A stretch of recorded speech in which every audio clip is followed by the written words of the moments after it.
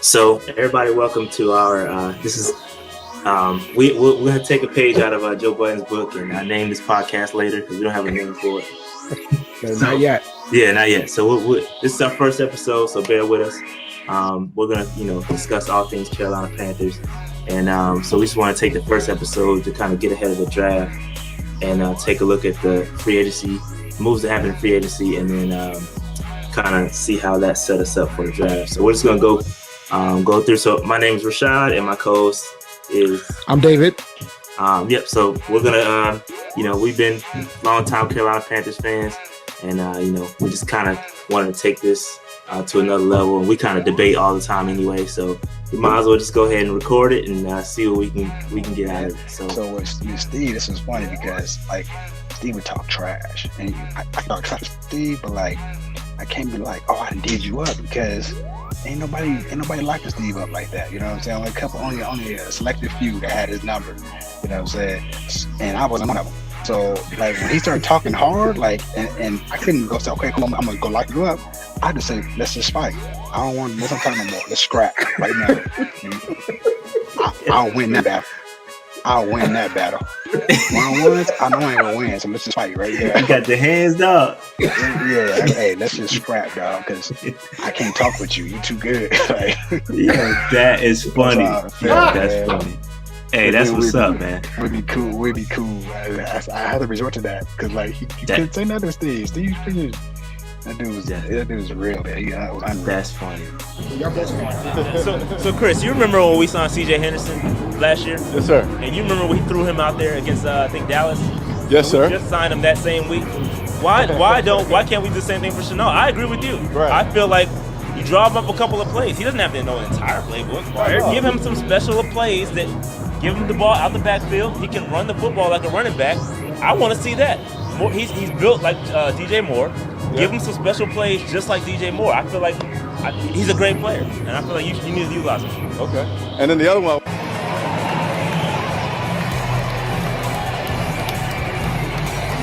Finally.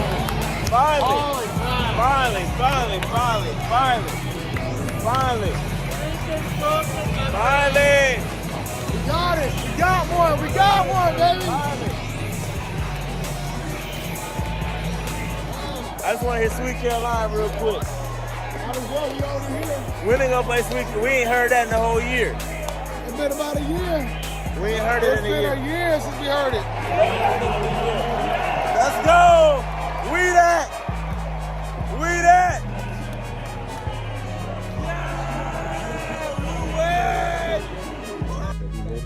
Y'all the motherfuckers that be talking on YouTube talking shit. Me? Who? Not me. No, come on, bro. Hey, you my guy. Hey. We be hyping you up. One more, DJ? Yeah. Check out Don't worry about Sports. He'll find me. I don't worry about what nobody's saying. We got Under the Yeah, radar. don't worry about we got it. you.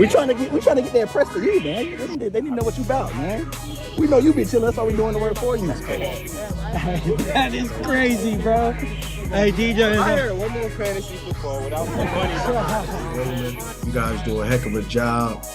You guys, man, y'all the vinegar of the podcast because the vinegar and water separates itself, bro. Right. And it is apparent that you guys have passion, but also want good Panther conversation and dialogue. And that's what the long haul is always. That's what makes you guys sustainable. Because you guys got substance. We appreciate that, Steve. That means that you have no idea how much that means. We appreciate that. But that also means you got to bring your notes and P's and Q's. That hey, facts. Dave, you can't be all up in your towel in the locker room, jaw jacking around, playboy. You got to come to work.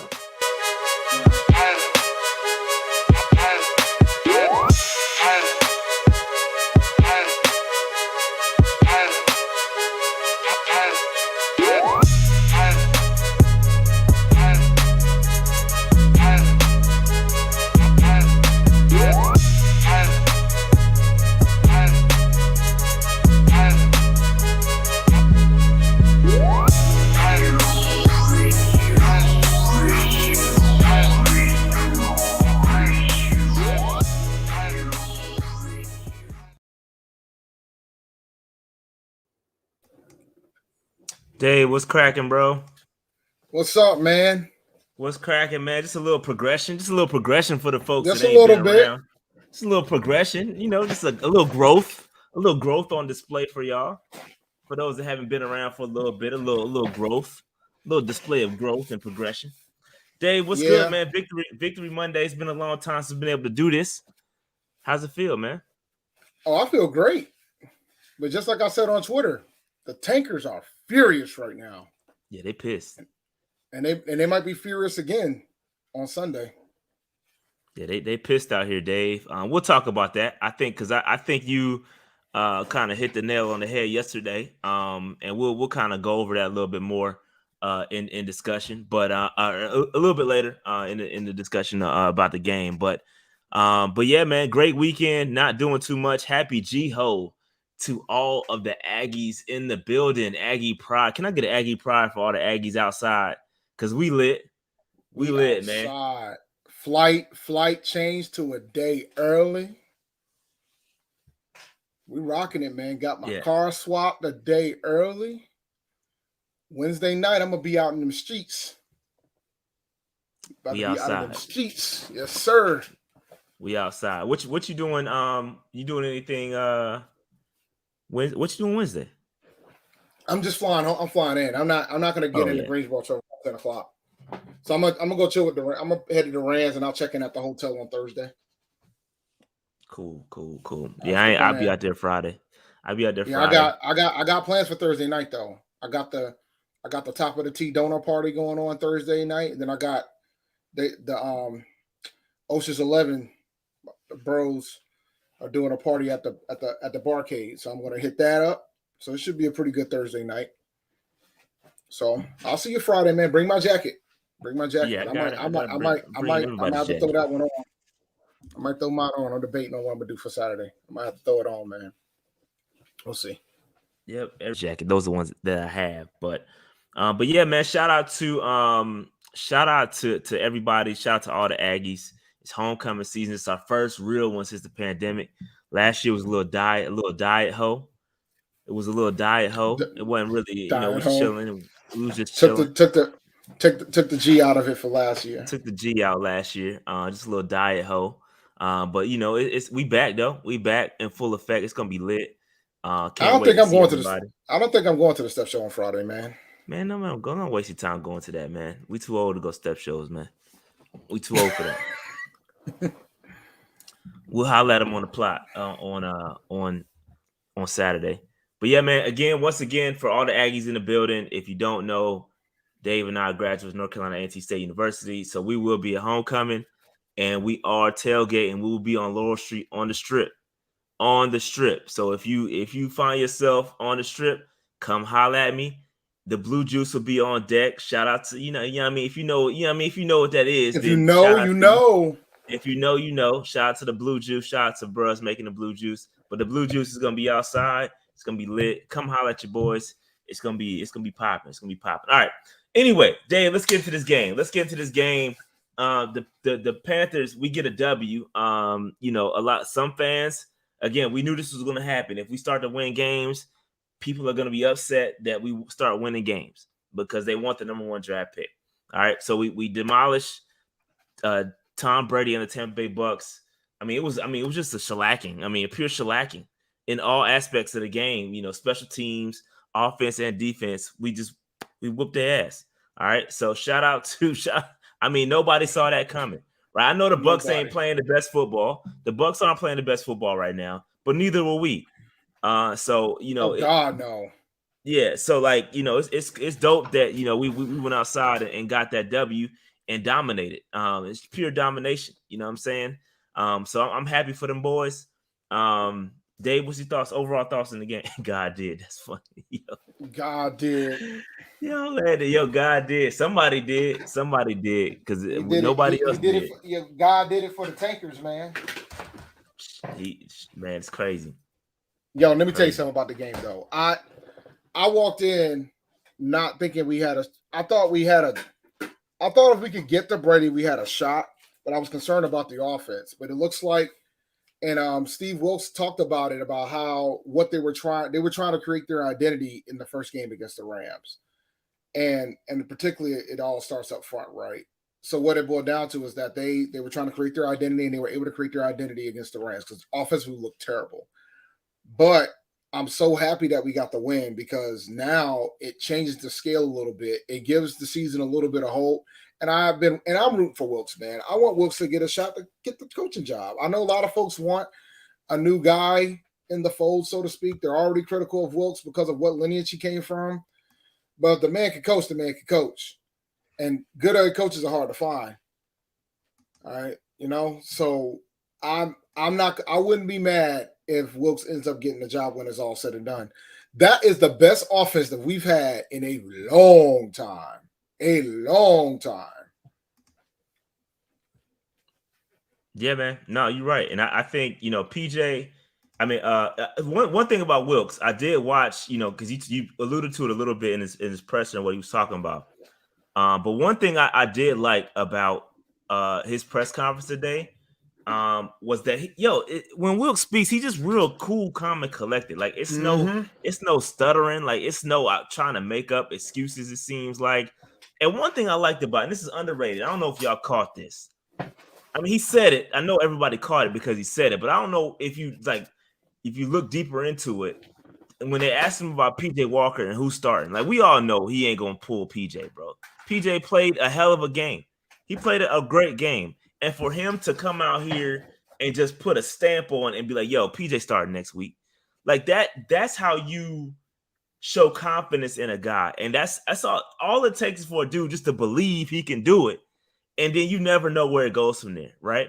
So for him just to come out, he this is my opinion. What I think Rule would have done, Rule would have been like, we're gonna see. We gotta watch the tape. We gotta come out here. We gotta look at the tape, and we're gonna evaluate the three. We'll make the decision a little bit later. That's what he would have said. But for Wilks to come out there and put the stamp on it day one and be like, yo, right after the game, be like, yo, he's starting. Like that's fire to me. That's fire to me, man. I just think that's dope, man. That's just my opinion. Just my opinion, bro. But shout out to Jared with the super chat says Giselle gonna use this game in court to show he should have been on. Yo, that's funny. That's funny. One thing's for sure about what happened. That's funny, dog. Oh my god, man, that's funny. But one thing that the Bucs are going to have, the Bucs fan base is going to have a discussion about is what do you guys think of Todd Bowles at this rate? Yeah, I'm seeing that already. They're and Leftwich too. Yeah, so like those are the type of things you got to consider. Now, granted, players are going through things. I know Brady's going through a lot right now. I'm not doubting that. But then it goes back to that discussion point about, maybe you should have stayed your behind at the crib. Maybe you shouldn't have been trying to dictate who the coach going to be and who's not going to be. Maybe you should have just, chilled out. Spent, you know what I'm saying, on your gal. Go home and be a family man. You know what I'm saying? Shout out to Street Fighter 2. Go home and be a family man. Maybe you should have stayed home and be the family man, yo. But we'll see. But I'm concerned for Bowles, man, because they're already chirping. But it might be time. Bowles and Leftwich too, man. I'm seeing. I follow some Bucs fans on Twitter, and they calling for Leftwich too. Look, dude, Mike Evans drops a wide open touchdown pass. Like if he doesn't drop that pass, it might be a whole different game because we would have been down 7 at that point.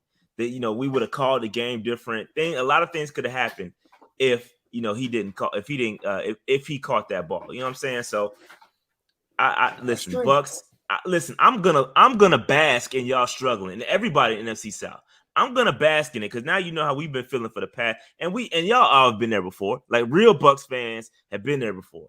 Real Saints fans have been there before, and Falcons fans, y'all been there too. We all have been at the bottom before, so it's time for everybody to take their turns. And I feel like if we execute, and I always say this, if we execute, bro, we're gonna be on the right side of it for the next couple years if we can just execute and get the right guys in here. But I like it, man. I'm a fan of where we are right now, and I'm not taking too much stock in us getting like. I'm not gonna sit up here and say, oh, we about to run the table. I just like the progression, bro. It's all about progression, and Wilks just gives us a calm. Like it's he's not all over the place like Rule was, man. It's just not Mm-hmm. panicking. It's just a sense of calm. And I want to give him a shout out to him too in that post game joint, because that came out after we went off live, and the post game scene was fire. Right, he gave a shout out to everybody, handed to PJ Walker the game ball, and then Tepper comes out, gives like that energy, bro. We need that energy, fam. We need that, and it's contagious. Once you get one and you get that feeling, you're gonna continue to get that feeling. So we'll see what happens. We'll see what happens, man. It's gonna be a tough. Again, Steve Wilks still has an uphill battle ahead of him for sure. Absolutely, but this was a big win because none of us had Carolina beating the Bucs. None of us. Nobody. None of us did. Nobody did. Especially after trading McCaffrey during the week. Who? Oh, sorry. My bad. Who? His team lost on Sunday.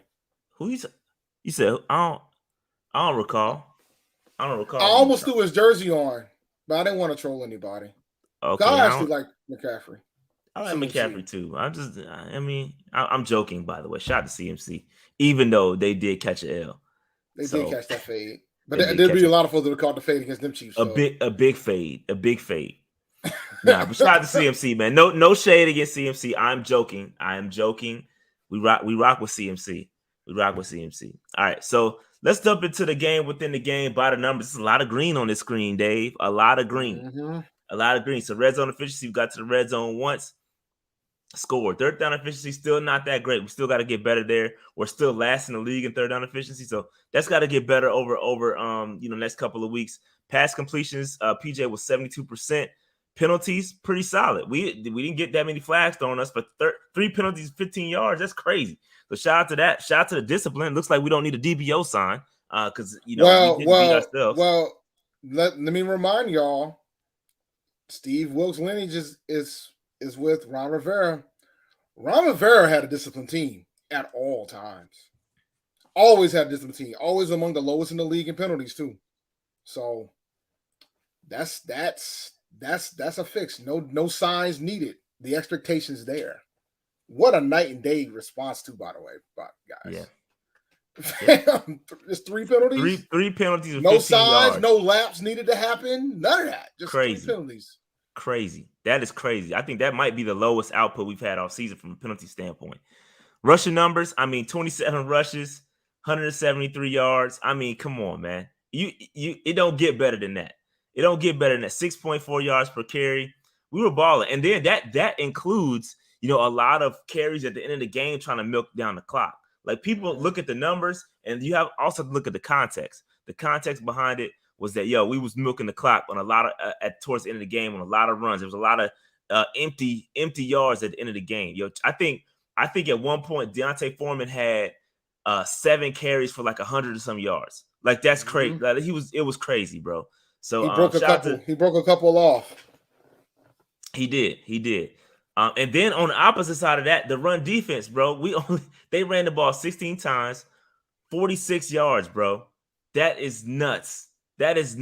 We completely flipped it. We used to couldn't stop the run. Remember the first game, Dave? Yeah, man, we were terrible. First game, we were awful. We were awful, bro. We were awful. And then we flipped the script. By the way, this is a very good point. Back to the penalties. 2 out of those 3 penalties were delayed games. So in essence, we only got 1. Wow, that's incredible, bro. Good point. Good point, my car hits. I just thought about that. Yeah, because we complained, and we should have known because we complained about both of them. We did. The first one more than the other, but still, they did. Both of those were on punts to delay the game. Yep. They were on purpose. Those were on purpose, Dave. Yeah, those were purpose penalties. That's crazy, bro. So you're looking at one penalty. You're looking at 1 penalty for 5 yards. That's nuts, bro. That is nuts. Bro, that's nuts. Good. That's a very good chat. Appreciate you for throwing that in there. Rick and Patel says the team has a different energy with Wilks and PJ. Let's go give PJ serious reps. Let's see what he can do. One thing for sure, he can air it out. That's his strength. His strength is throwing the football deep. I said that when he can throw the football, and he said it himself. Throwing the football deep is my strength. But and the irony of that is the previous head coach didn't like throwing the football deep. It's But apparent. y'all It's obvious. It's it was obvious, apparent. bro. It's obvious. Yep. But everybody was saying all these other quarterbacks can throw the ball deep. That was our other penalty, Dave. It was. I remember. Okay. Bro, that's Okay. nuts, man. That is nuts. No holding calls. No, None. no pass interference plays. Even Yo, with that's the ref crazy. out here, even with the refs out here getting autographs from Mike Evans, only one pure penalty the entire That's game. crazy. And that's crazy. Talk about Sheena. I heard Sheena airing them Yo, out. Sheena was the one that taped it. Shout out to Sheena, man. Hold the fort, Sheena. Stay strong, because I know some folks are feeling the type of way. Trying to come at. They're probably trying to You know come what I'm at saying? him. If you We want, got Sheena back, dog. We do. Don't worry. I got some really good jokes that I haven't used yet. Just let me know if I need to get it to them. Just let me know. I'll be ready to rock. But shout out to Sheena, man. That was a good catch by her, to say the least. Because that ref is about to get suspended, bro. But it ain't the first time the Panthers have had ref problems. Remember the time when it was the Saints ref? They found out he was a Saints fan, and they had to pull him the 11th hour. They had to swap the ref at the 11th hour because he was a Saints fan. Now we're gonna talk about this a little bit later. Shout out to Ease from the Cat. Ease from the Cat. Now everybody want to give PJ a shot. A lot of us been saying that, but he tracked. But now he tracked. You're right. I'm gonna give you. I'm gonna eat crow on that. I'm gonna eat crow on that. You know, I'm gonna eat crow on that because I was one of them saying PJ was trash. Now, before you start taking a victory lap, it is only one game, and we got to see it for multiple games. But I'm gonna give him his credit because I got a crazy stat. I'm gonna tell y'all later about PJ. But he had. I ain't gonna hold you, and a lot of y'all have been. It was a whole PJ coalition. I synced it, y'all. Y'all. Okay, it was a whole lot of y'all saying. But you know what the problem is with the problem was with the PJ coalition. Matt Rule's the coach. Coach. Yeah. And so you wouldn't have gotten the best out of PJ with him anyway. And it's kind of wild to think that this was Rule's guy. You know what I'm saying? This is Rule's guy. And I always felt like PJ never got a fair shake. Yeah. Like I wasn't like on the PJ coalition, but I felt like, yo, you out here swapping all these damn quarterbacks, and the only constant you got in here is PJ Walker. And you ain't even getting that man the time of day. So maybe it isn't always a good thing to be a Rule guy. I don't think he got a fair shake. And if it was for Matt Corral, he wouldn't even be on the roster right now. If Corral did not get hurt, he would not be on the roster right now. That's a doubt in my mind. That's true. He would not be here. But we also could see my bad. We could also see a good version of Corral too. So a lot of hypotheticals. Corral could have stepped his game up. You never know what could have happened. But PJ's balling, and we'll talk about PJ a little bit later. But time of possession, we broke even. We still lost it a little bit by a few seconds. But time possession, we did almost break even, which is a step up from what we've been. Third down defense, great. Only giving up 20% of just under 20. I think it's less than 20%. My bad. I think like around 16, 17%, something like that. Yeah, my bad. Below 20%. Yeah, my bad. Yeah. So yeah, I missed. You rounded up. It's all right.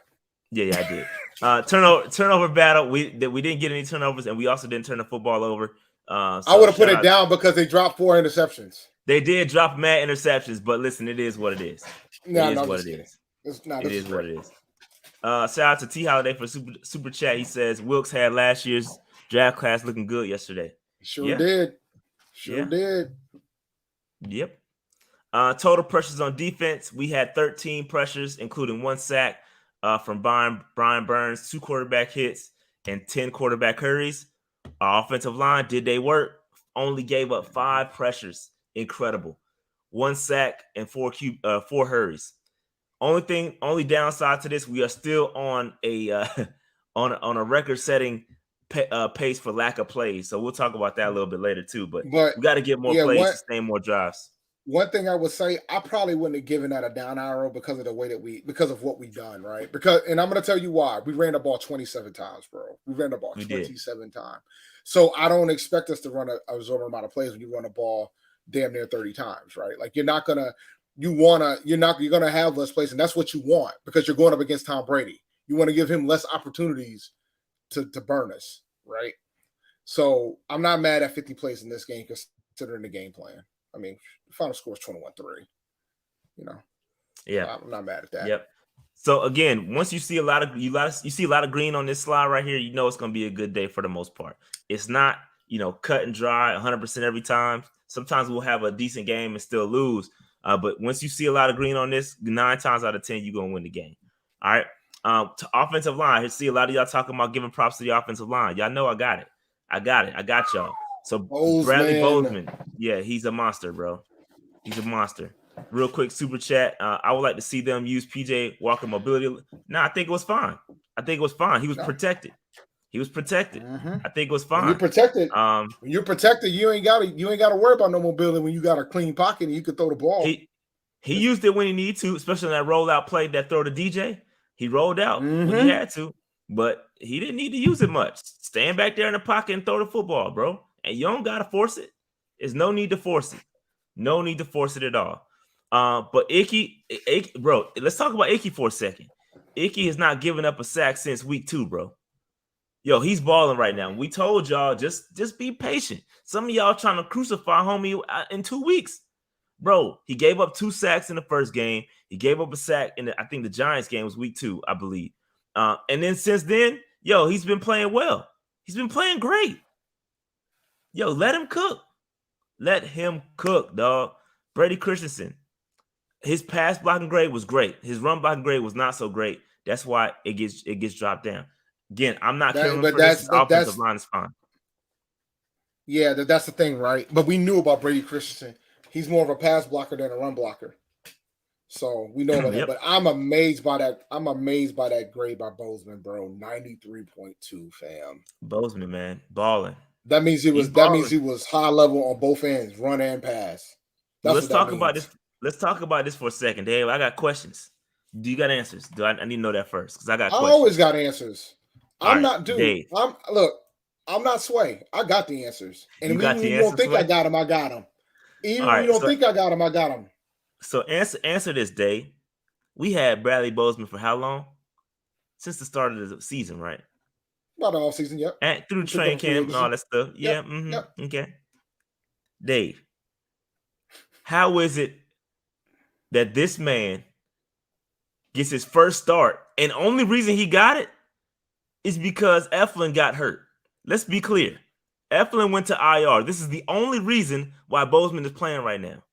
Let's be clear. Okay? Why? I need to know why. Even though this isn't from Kendrick's album that just turned 10 years old, but this fits. Loyalty, loyalty, loyalty.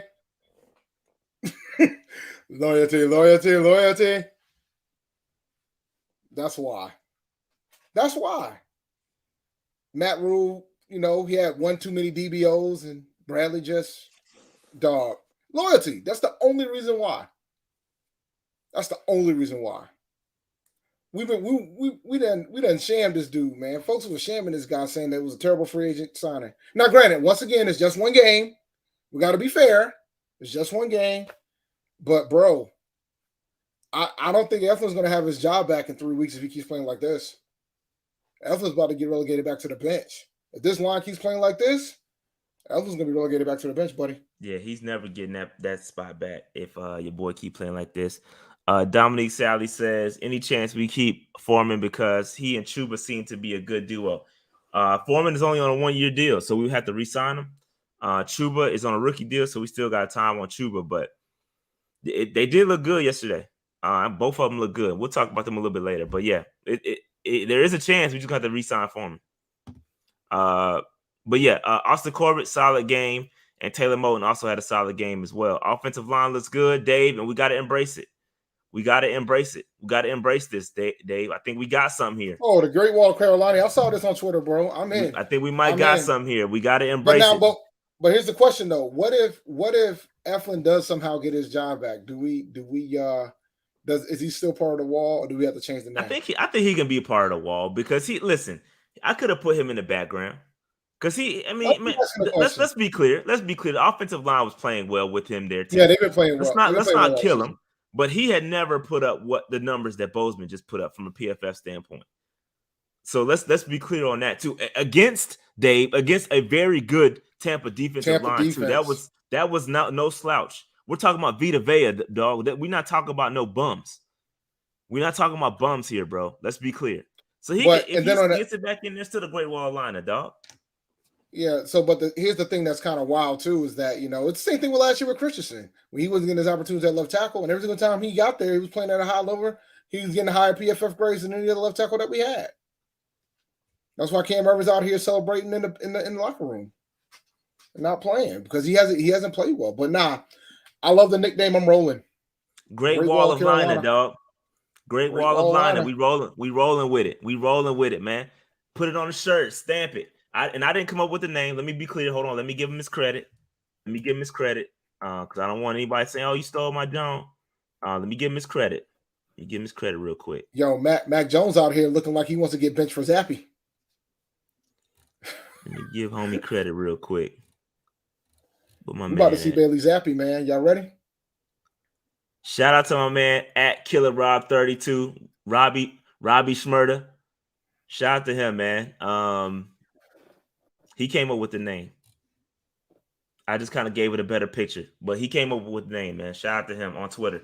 Go follow him.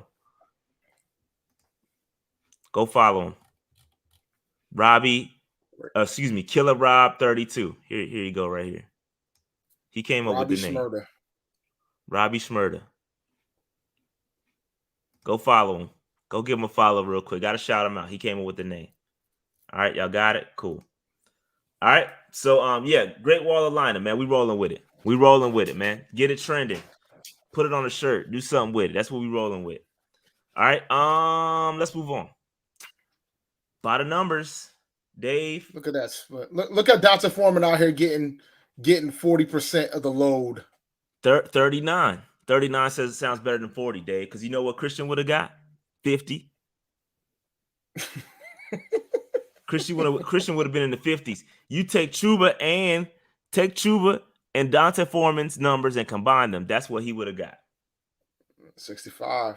We wouldn't have ran the ball 27 times on the Matt Rule either. So that's for Ron Rivera numbers. That's for Rivera numbers with Matt Rule. I mean Ron Rivera numbers with Christian. And Rule numbers with Christian. If you combine Foreman and Hubbard. Yeah, man. So Dante Foreman, again, great game. And again, you got to remember a lot of these rushes came in garbage time. So the splits look a little bit bigger than what it really was. I think it was split pretty good. They gave pretty much Chuba the bulk of the carries in the first half. And in the second half, it's like they wanted to wear him down with Foreman. And Foreman just got busy. Like he got like 4 or 5 consecutive runs. He was just he was on a tear, bro. So shout out to Foreman. DJ Moore getting some touches, 8 touches, accounted for 19% of the offense. They got him the football. Terrace Marshall, all these boys got work, man. It was good to see. And this is what I've been screaming for. This is exactly what I've been screaming for. So we look at the production. Again, Dante Foreman had 39% of the total touches, but 41% of the production. Again, very, very efficient. Very efficient there. DJ Moore, 19%. Chuba Hubbard, 20%. Terrace Marshall, 9%. Again, spreading the football around. Looks good. It looks good. Chuba got hurt towards the end of the game. Y'all right. Chuba got hurt towards the end of the game. It's still a decent split at that point. But everybody touching the ball. This is what I like. I like to see Shaw get a couple more touches, but it was cool. It was cool. I like how they drew up plays for Chenault. Drew up a play, for Chenault to get him the football. Terrace Marshall should have had more than this, but he dropped the pass on like the second throw, first I think long throw of the game. He drops the pass, which is unfortunate and unacceptable. But he did bounce back, got 2 more catches. So he had a decent game, but Terrace got to get it going. We need him to come back and be that dude because he got open. He can get open. So I'm open a couple of times. Just a matter of catching the football when you open. So I like what I saw from Terrace. But yeah, man. Yeah. Let me go ahead and give you guys a quick heads up because I'm already preparing for the players that's going to be ready for my fantasy show tomorrow. Terrace Marshall is going to be on my list of somebody you can consider getting. I think I've seen enough to see that his target share has gone up enough to be worthy. So he's next on the list, ladies and gentlemen. He's next on the list of somebody you need to go grab. But we'll go over that tomorrow around 7 o'clock, 7:30. Yep. So shout out to Foreman and Chuba. I like they were balling, and then shout out DJ Moore too. A lot of people questioning DJ Moore whether he's a wide receiver one. He showed y'all yesterday. No, he showed you what he's capable of. This what I saw yesterday from DJ is what my fantasy video was about prior to the season. That is what I wanted to see. That man had 10 targets, 7 catches, and a touchdown. That's what I was looking for all year. Dave, I got news for you. That wasn't happening with Christian McCaffrey on the roster, bro. Listen. I've given you your flowers to the point where they're about to go bad. All right? It's okay. All right? We got it. I'll own up that I'm wrong. But I wasn't wrong alone. Because there was a lot of y'all that weren't about to see. You had a whole lot of people with you, bro. You had a whole lot of people with you. But the difference is, I wanted, let me be clear, I understood. I wanted him out of here. I was thinking from a fantasy perspective. I knew that he needed to go. I wasn't a fan when we re-signed him. And I got that on the record. I wasn't a fan of the re-signing. I felt like we should have traded him when he had his 1,000 year, because you weren't going to get more. Like, that's when you were going to get your first round pick. You weren't going to get it now, but we still got a haul. After what I saw in San Francisco, I know we got a haul. We absolutely got a haul. Because, yeah, man. I saw Jeff Wilson go in there, run for 9 yards. Then Chris McCaffrey came in there, did the same thing. Then they put Jeff Wilson back in there. He did the same thing. And I'm like, wow. It's the same production. Yep. So, yeah, man. Running back is the most replaceable. No, it ain't that bad. It ain't that bad. It ain't that bad. I know that's your boy, but nah, it ain't that. But anyway. All right. Let's move on. Team rankings. Moving up a little bit in a couple of places. Points per game. Just slight moves. Again, slight moves.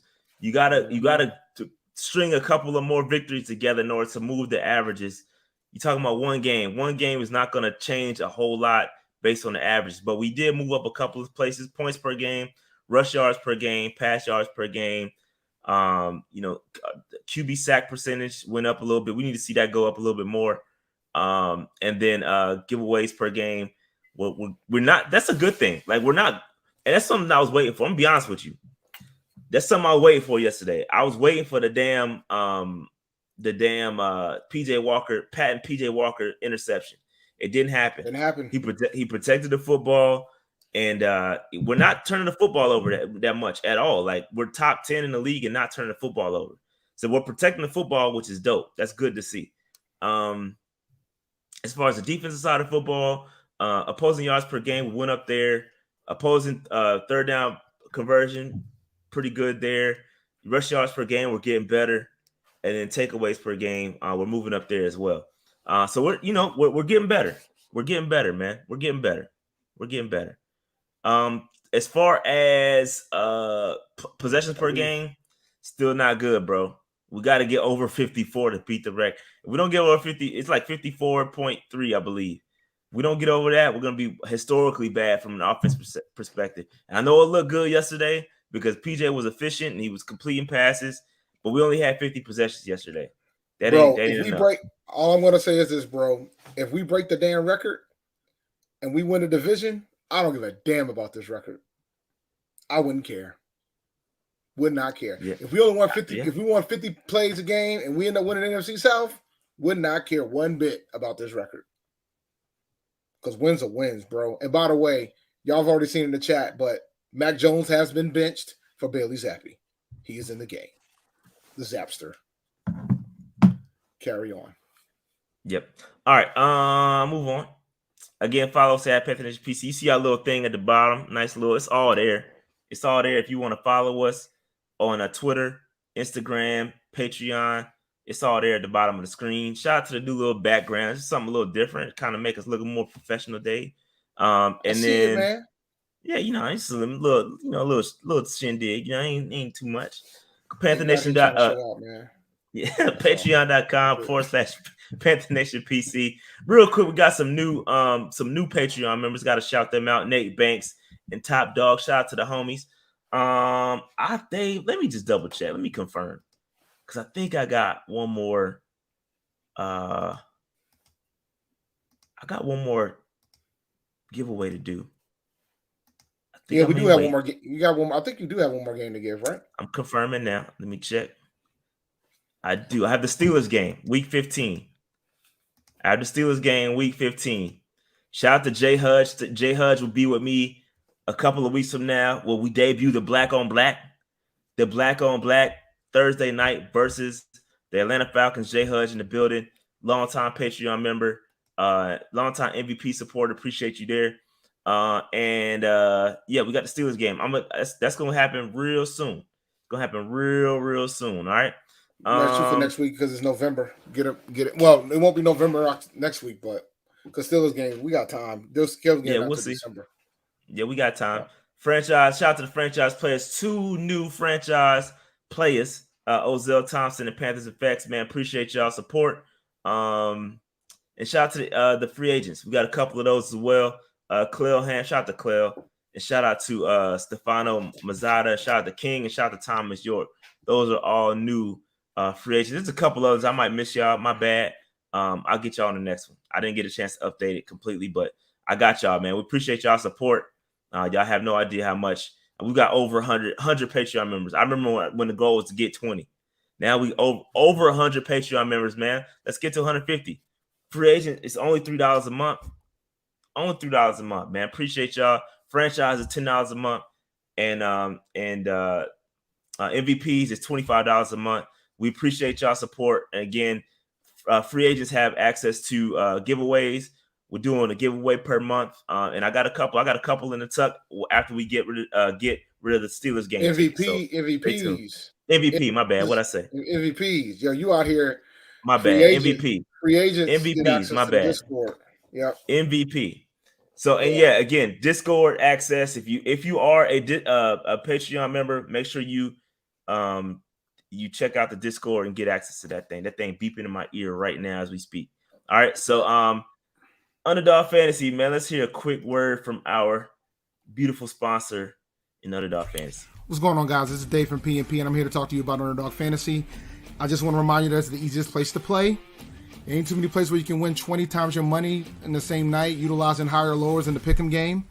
And now they have Pick'em Insurance, where while you won't win the same amount of money that you did before, you can miss one and still bring home some money. So if you do it 3 times, you could potentially still get your money back if you end up missing one. Go to UnderdogFantasy.com and sign up today and use the code PNP when you do. And the $100 deposit match still stands. Underdog Fantasy. So one thing about Underdog Fantasy, man, I hope you guys took my advice on Twitter the other day and hopped into the Battle Royale for Week 7. Because soon, Luka Doncic is going to have a number. He's going to have a higher lower. And you're going to have an opportunity to win 100 times your money.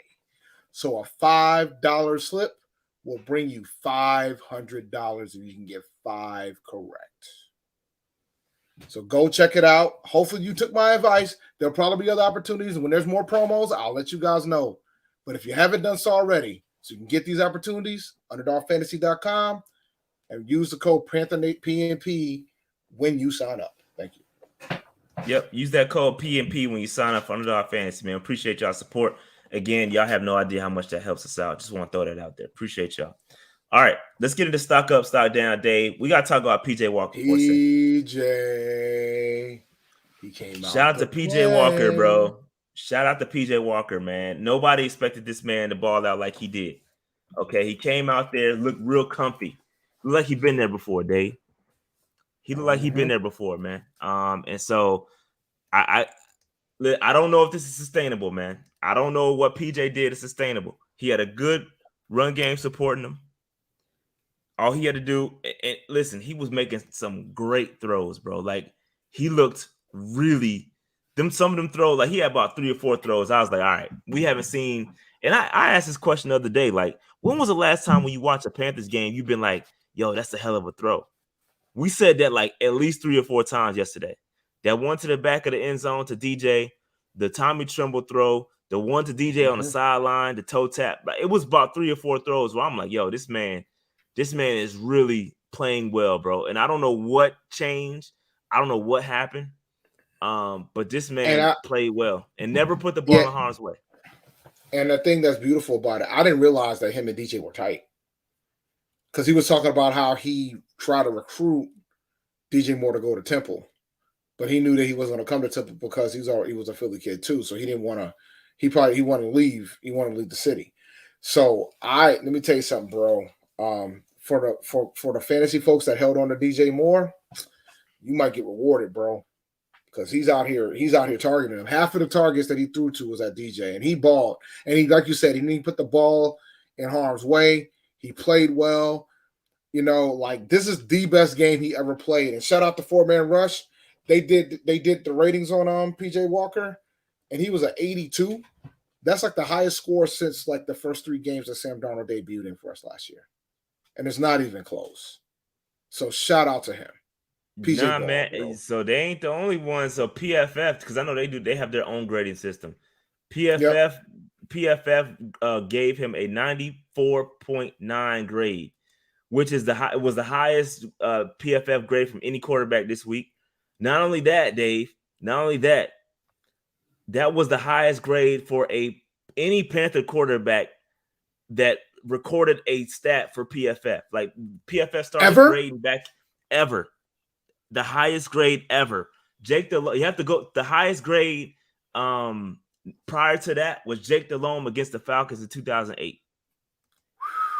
Cam Newton's highest PFF score was a 90 point something, and that was against the Saints in 2015. Yeah, that was his MVP year. Wow.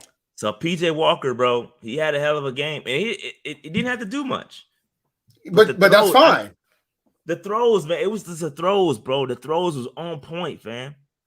The throws was on point, bro. Fam, I'm not over the fact that Jake Delhomme has the second highest PFF grade ever. Jake Delhomme, we're talking about single games, right? We're talking single games, yes. Yeah, not single long. Games. Single season or single game grade.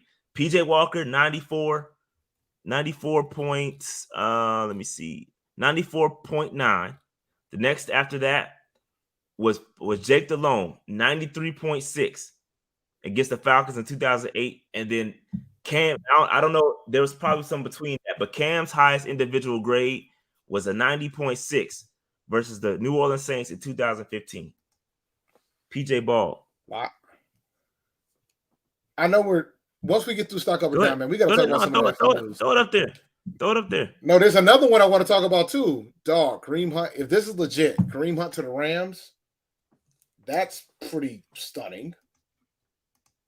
But the thing that's interesting, the more interesting trade I saw this earlier today was James Robinson to the Jets. And you know what I thought about too? And I don't know if you had this in your slides too, but so you know that the Rams was the other team that was trying to trade for CMC, and they offered Cam Akers in the deal, and we still took the 49ers trade instead.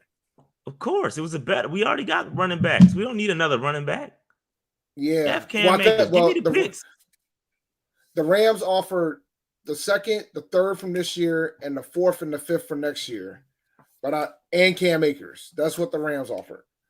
And I'm good. So, but now that says a lot. That's more of an indictment on Cam Akers than anybody else. Kareem Hunt got traded. And got traded. James Robinson got traded. Boy, you want to talk about an indictment. But nah, man, that's kind of wild. All these running backs out here swapping teams. Replaceable, bro. Been trying to say it. We might have started the trend right. We might have started the trend, bro. But shout out, man. Going back to PJ Walker, man. Shout out to PJ Walker. Again, had a great game. Now the question is, can he follow it up? Because if he could start stringing some games together, changes the conversation. I'm not saying he's the answer. I'm never going to say PJ Walker's the long-term answer. That's not what I'm saying. But it at least changes the discussion about how we feel about the season, right? No, nobody should be victory lapping about, we're going to the Super Bowl. Like, that's not the case. Let's pump our brakes a little bit. We got to see if PJ can continue to do this. And he's got Wilks. Vote of confidence. So the coaching staff believes in him. He's got what if he can do what he did yesterday again, man. Listen, it's amazing what a good offensive line can do for you too, right? Imagine if we had a really good quarterback with this offensive line, bro. Like it's amazing what an offensive line could do for you, bro. It's amazing. So shout out to PJ Walker and shout out to the offensive line blocking for him. Go ahead. Yeah, it looks like that Hunt trade might not be legit. But Yeah, I'll I wait. checked Shefty. I didn't see it. Yeah, I'm waiting. But I think he is going to get traded. I know he's been on the block for a minute, so he's probably going to get traded. So Baker catches a stray. Hey, look, because he might not get his job back. How you get stocked down? He ain't even play. Because I want to keep my 4th round pick. Oh, he ain't. Yo, Right. He's done. He's done. All you Baker truthers, it's over. He ain't coming back, healthy or not, real or fake. He gone. He done. He ain't coming back. We'll see Sam Darnold before we see Baker again. It's over. He had his chance. It's over. Yo, You got your stock down on your day off. Y'all killing Yo, Baker, fam, bro. I'm dying. Why y'all doing Baker I'm like dying. that, fam? Listen, bro. Hey, it is what it is. It is what it is, man. How you get stock down on your day off, man? On your day off. And again, a lot of people are gonna say, "Yo, let's see Sam Darnold before Baker." Like, I don't want to see neither of them. Be honest with you, if PJ keep playing like this, I don't need to see neither one of them. I agree with you. Bro. Damn, what a fall from grace, bro. Bailey Zappi came in 2 straight TD drives, bro.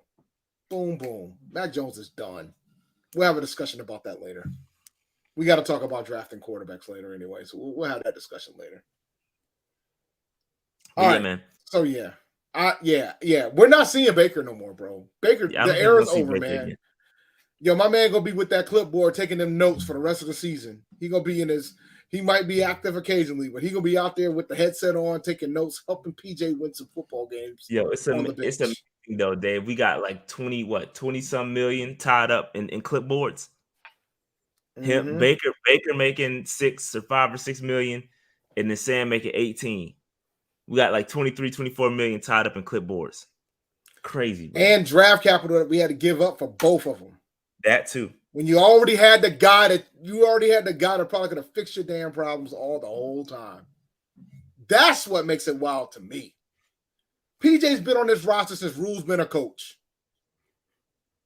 He's been sitting here going through Joe Brady, Jeff Nixon, or Dixon, I think it's Nixon, Jeff Nixon, all these cats. And PJ's like, y'all about to cut me for Matt Corral? And then he made the roster, and now he's had the best game we've seen since the first 3 weeks of Sam Darnold last year. Yeah, insane. This could be something. No, it's not. I think they'd rather play Sam Ellinger. It could be something. They're gonna play. Never know. Hey, we got quarterbacks, bro. We could flip 2 of our quarterbacks to the Saints or to the Colts or whoever's quarterback needy. It could happen. Keep an eye on that. Baker was coloring on the side.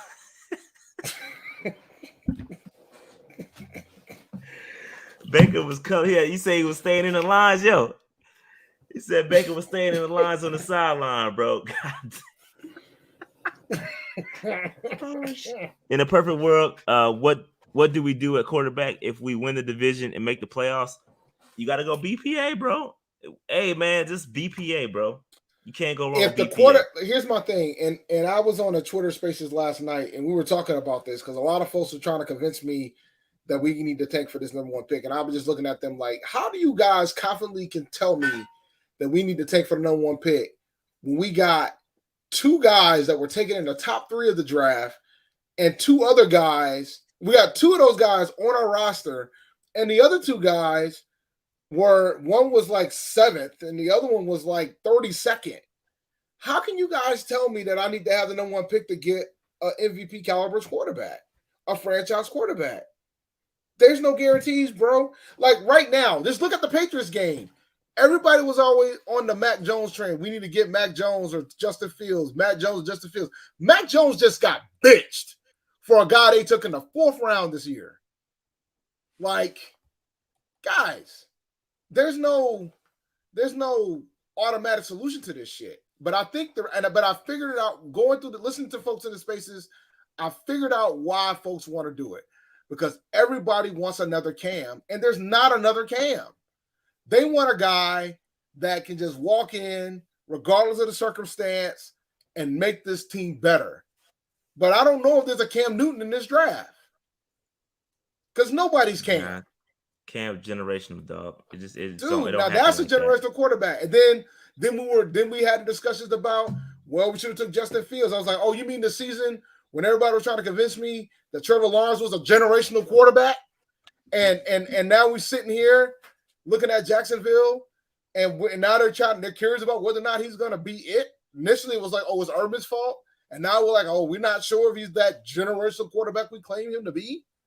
Fam, there's more to it than just it's taking countless. a guy number one. Yeah, it's countless. And we did this last year. We did the same exercise last year with the quarterbacks, where they were taken, like, in kind of their peaks. Some of these guys never make it because they go to trash teams and trash organizations. Your organization and your team matters, bro.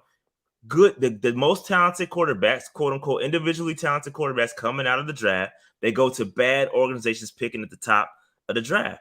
That's why they end up sucking. So when you can get one, in the second or third round, when there's much less pressure and you're going potentially to a much better situation, the pressure is off. You can get eased in, and then you go. But to answer this question, if we win the division and make the playoffs, you got to keep PJ around, right? Because I'm assuming PJ's the one that does it. Baker and Sam will be off the roster. They're gone. You still need to draft a quarterback. You probably need to take a look at somebody later, maybe a Richardson or something like that, maybe in the second or third round. And we still got Corral. We don't know what we have in Corral yet. So like we have plenty. This is the thing. We have plenty of options, bro. We have plenty of options. Let's just pump the brakes. If you ask me now, if we win the NFC South, that means our draft pick is going to be in the 20s, right? So if we win the NFC South and our draft picks in the 20s, then I would evaluate the quarterbacks that could likely be sitting there in the 20s. We know Bryce Young and CJ Stroud might not be there, and but the thing is, you never know. Hooker might be there in 20. Hooker might be there at 20, or Bryce Young could fall too because of his size. He could take a slide. You never know. Every year a quarterback takes a slide, bro. I was out here trying to remind folks. Like, I was like, y'all remember when folks thought that Alex Smith and Aaron Rodgers was going to go 1 and 2? Alex Smith went 1, and Aaron Rodgers fell to freaking Green Bay in 24. Like, these things happen. Like, you don't know what's going to happen until draft day. Or last year, like you said, about the fact that they thought there was going to be 3 first-round quarterbacks, and we damn near didn't have one. Like, you don't know. You're just guessing. Lamar slid to 32, and if it wasn't for the Ravens, he would have slid to the second round. The Ravens went back up to get him in. Bro, it's the guy that slides every single year, man. It's good. We in a good Levis. You got Levis. It's a lot of guys. We got time, bro. And I feel like we in a good. No matter which way it goes, whether we win games and don't get the draft, whatever. We're gonna get some good players. We're gonna get a good player. We have draft picks now to move about, in the draft. If we want to trade up, we got 2 second-round picks. We good. We're in a good place. Like I said, I told you I feel good about where we are. I've been saying this for the past, right after the C-Mac trade. I told y'all I feel good about where we are as an organization because we see things going in the right direction. But let's move on from Baker. Because because we ain't gonna have his pitch up here too much more often at this rate. True. All right. So needing a tank for a QB is a myth. What was the Chiefs' record before drafting Mahomes? Ravens before drafting Lamar. They made the playoffs. Both of them teams made the playoffs. Facts. They traded. Yeah, they playoffs. They won 11 games. Didn't the Chiefs trade up to get him? Traded up to go get him. Yeah, man, it's all good. And he sat a year. People forget about that. Bro, I feel good, bro. I feel good. Hey, if you don't feel good about where we are right now, then I suggest I'm not going to tell you how to fan because I don't want to tell anybody how to fan. You feel the way you want to feel. I just want to give you information to make you a little bit more informed about the way you feel, right? I don't want to tell anybody how to feel. You fan the way you want to fan. But bro, I'm telling you, with the draft picks that we have and with the the new coach that we had, whether it's Wilks, whether he continues to play, bro, I feel really good about where we are. All right, great teams every season still find a way to get players they want in the draft. Case in point, Casey got Mahomes and was a perennial playoff team. Facts. Shout out to Chad. He's right. Yeah. He's right. Same way we just talked about that with the Ravens. We good. PJ makes the playoffs, then PJ's our QB next year. I don't know about that, buddy. Because I think at that point you're gonna have to pay. You're gonna have to pay him if you're gonna make him the QB next year. I don't think so. You want to pay him. You have to pay him a little bit, but you want to pay him much. You're not paying PJ Walker $40 million a year, bro.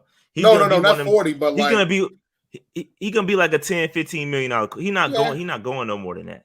You know what I'm saying? Still, but I don't think that's still more than what you would anticipate having to pay the man, though, is my point.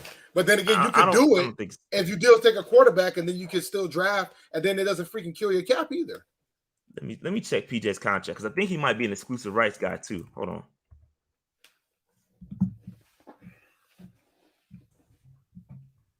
Real quick. 1 year. Come on, spot track. Somebody talking about taking a running back in the first round. No, we're not doing that. I can promise you that, buddy. We don't need to. How many running backs got drafted in the first round last year? The year before that, it shouldn't have been. Oh no, it was Etienne, right? Etienne was taken in the first. Etienne went. No business going in the first. I think back end of the set. I think Etienne was the back end or top of the first, second, I believe. Top of the second, I believe.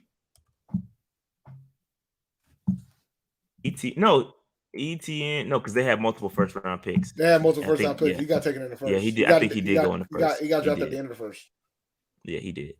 Just a real quick on PJ Walker's salary in his contract. He is a restricted free agent next year, so we own the rights. So if PJ Walker balls out, somebody wants to get him, they got to come holler at us. They got to come holler at. No, they got to give us picks. Oh yeah, that is right. So that'll be good. Or like you said, we could match it. Or we could match it. Either way, he's a restricted guy. All right, moving on. My bad. DJ Moore, my fault. DJ Moore, stock up again. Showed y'all that he's a wide receiver one. Tiptoeing, getting his MJ on in the daggone end zone. Like a shout out to DJ Moore. He's killing, and hopefully he continues to do so. He's a really, really good player, bro. And it's unfortunate he has to play with bad quarterback play as much as he's had. Hopefully he can get it. He didn't have it on Sunday. No, he didn't. And he actually got to display his talent on Sunday. So hopefully, what is he on pace now for hopefully he can still make it to his 1,000-yard season. He got a long way to go, but hopefully he can still make it. Yeah, he got a shot. I mean, he had a pretty good day yesterday, so I think he got a shot to do it. I just want to check real quick. I think ESPN does it.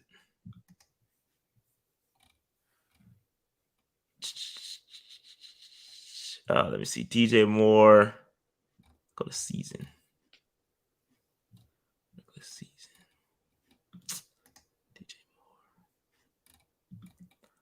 DJ Moore. He's probably over 600 yards at this point. He's got it's probably less than that. Yeah, he's got a long ways to go. He got a shot though. There's enough games. If he keeps balling, there's enough games to do it. I can't find it off the top of my head. I got it. Hold on, I'll tell you. DJ Moore stats. I thought ESPN had it, and I don't know where it's at. Yep, I got it. He's got 27 catches for 273 yards.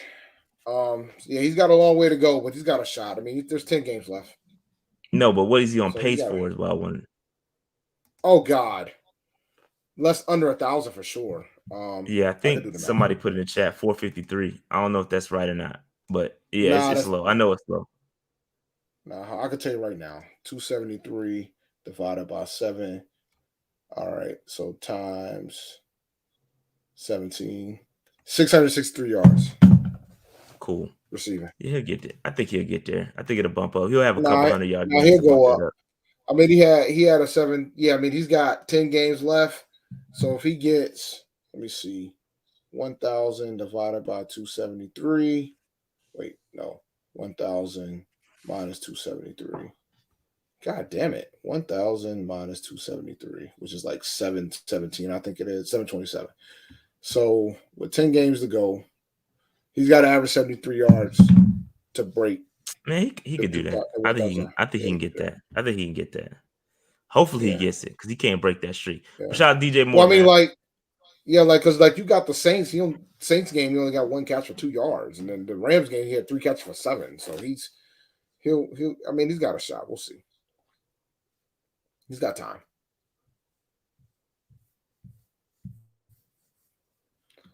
Oh, y'all don't know what I do with my side job. It's all right, man. Even I was off by 10, but y'all don't know what I do for my side job, man. Or my main job, actually. So, all right. Double shout trouble. out to Are we ready to give him this yet? No, I mean we just playing around with it. Hopefully they can continue to ball out. But yeah, it's too early to crown them officially as the follow up to Stephen Davis and Deshaun Foster and D'Angelo and Jay Stu. It's too early for that. But that if this first game is any indication of what the future should hold, maybe we'll see. I like Foreman game a lot. I've been told you I love the Foreman pickup, and some of y'all was writing him off. Some of y'all was saying he was trapped. I'm like, yo, what are y'all? Did y'all not watch him play last year when homie went down? Like, we'll see. But it is too early. It's too early to call him double trouble. But love what they did. Shout out to Vashti. But yeah, man, we're gonna make it happen. Keep blitzing.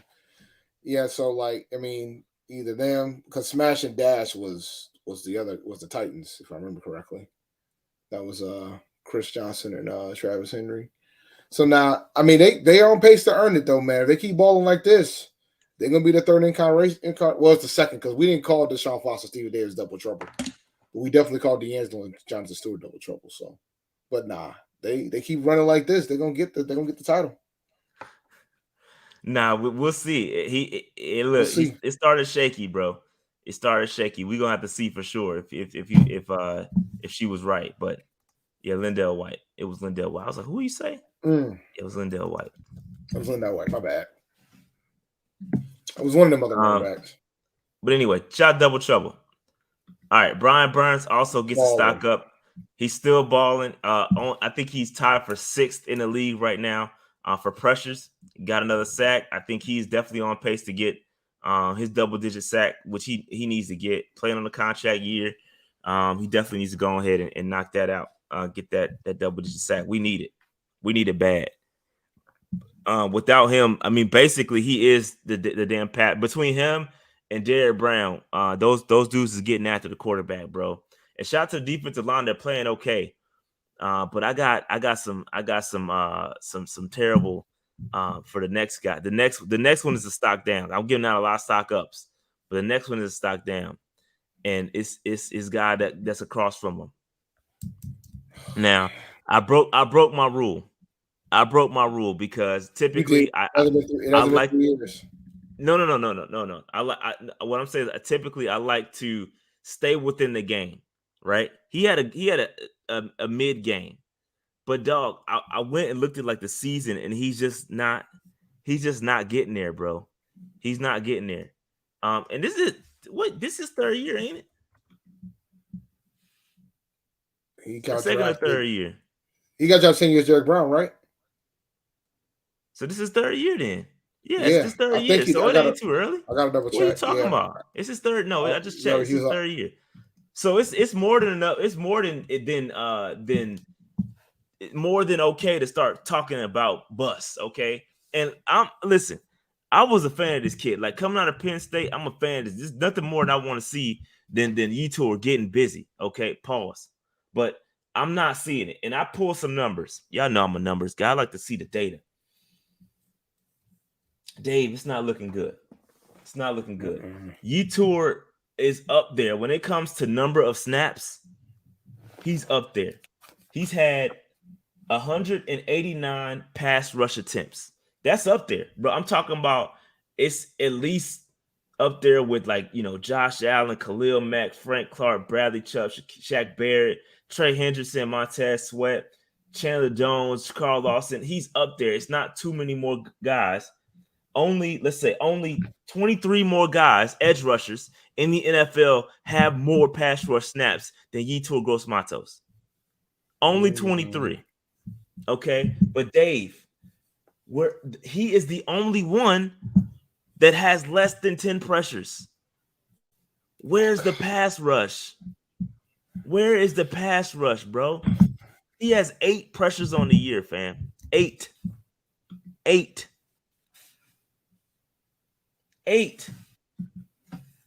Brian Burns has 28. Just for frame of reference here. You're ready to get him out the paint. We need another pass rusher in here. We need another pass rusher. It's not, and he's decent against the run. I'm gonna give him credit for that. But and by the way, that makes more sense why they made the decision to move Burns around too. Oh, they move him. They move Burns. Yeah, they definitely move Burns. Yeah, but they'll move Burns from one side to the other, for sure. But it's not good, man. It's not pretty, bro. He is the only one.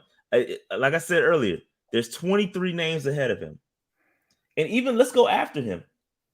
The only other guy that there's like even Cam Jordan has 2 less snaps than him. 2 less snaps, but has 15 pressures.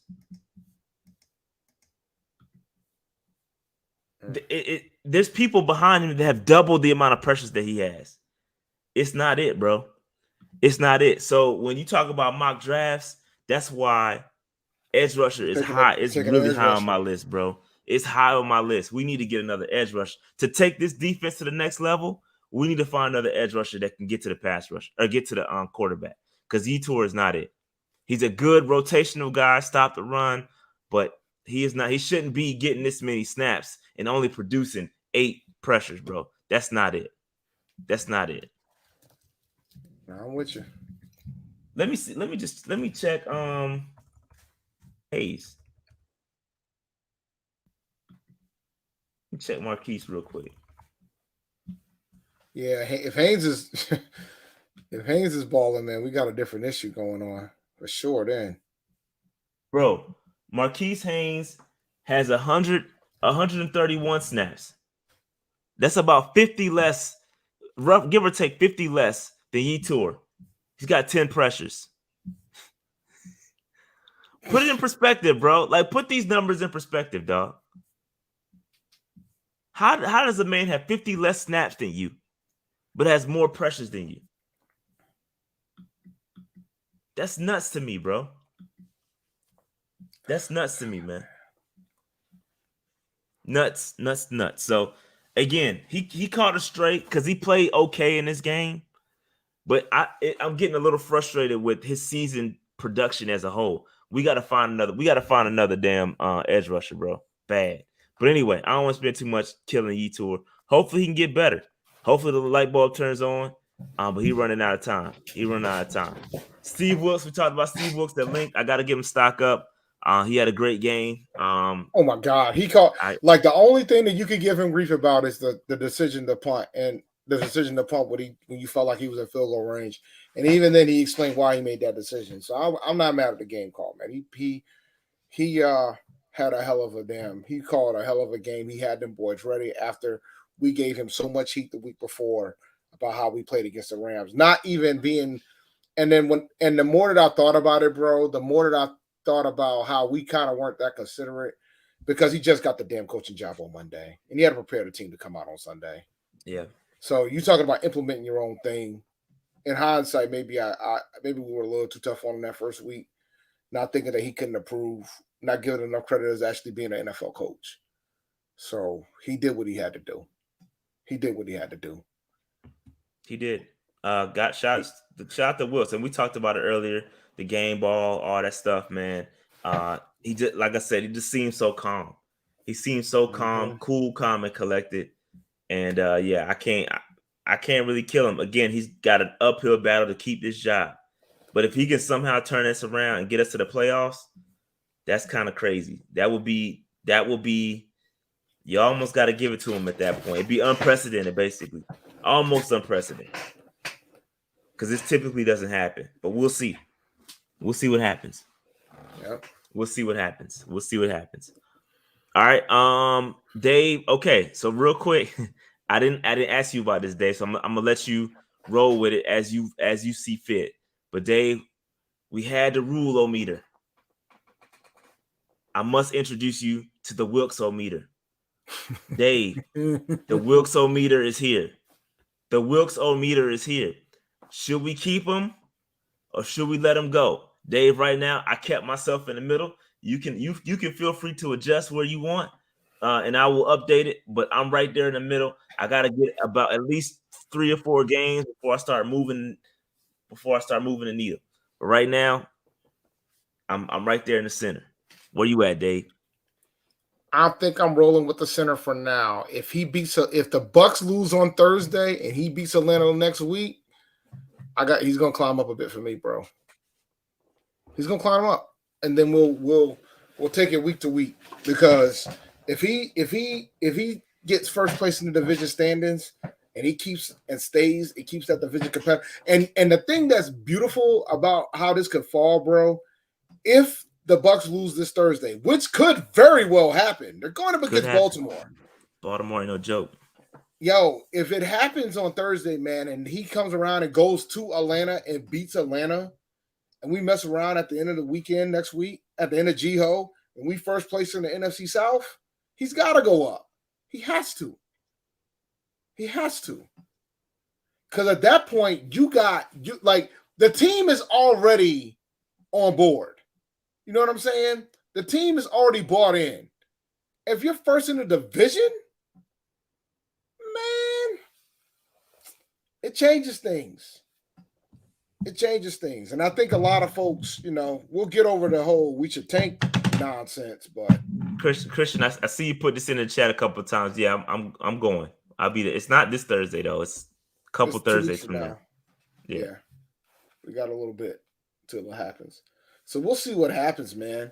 So I'm kind of interested to see how this goes down on how this rolls. Like if you would have did this last week, he would have been, I'm gonna be honest with you, bro, he would have been over here in between. He would have been a little bit lower, but luckily you didn't do it last week. Because this was an impressive win. Against a division rival, this was an impressive win, to say the least. So this was good. So middle for now. Yeah, we'll hang out in the middle. I probably won't start to change mine until after the second Falcons game. That's probably when I start changing. Rule would have never been in the middle. Rule would have been sitting down in these flames, close to them flames from the gate. He would have never been in the middle. Black Helmet game is at home Thursday night. Ooh, is this? Oh, offensive. Okay, never mind. Shout out to Jerome with the breaking news. Panthers signed 6'6", 307-pound Larnell Coleman from Miami practice squad. Offensive line depth can't be mad at that.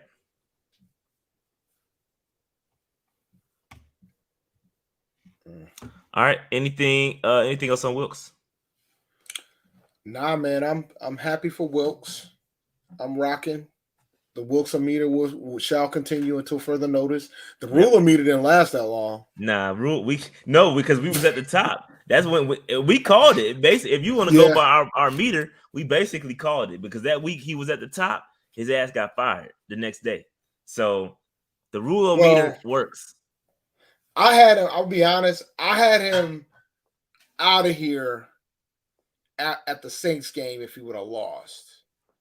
But when he won that game, I said, next week is about the Mirage, whether or not it's a Mirage. And then San Francisco's going to close him out. He's going to be out of here. And that's exactly what happened. That Arizona game ended up being a Mirage, and then the San Francisco game was the final nail. Yeah. Nah, we ain't going to no Super Bowls. I'll tell you that right now. If we go to the Super Bowl with this team, we're gonna be if we I know it ain't gonna happen. I'm a realist too.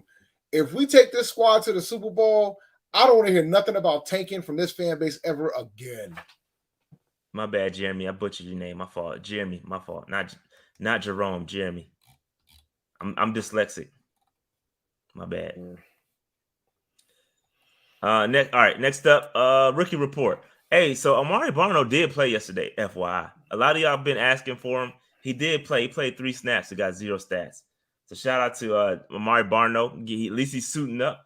That is, that's step one, is suiting up and getting a jersey. And so he's been doing that. He played 3 snaps yesterday. Now,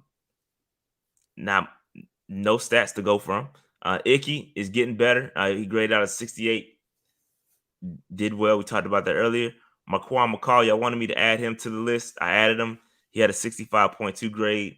Everybody else is Brandon Smith playing special teams. Matt Corral obviously hurt.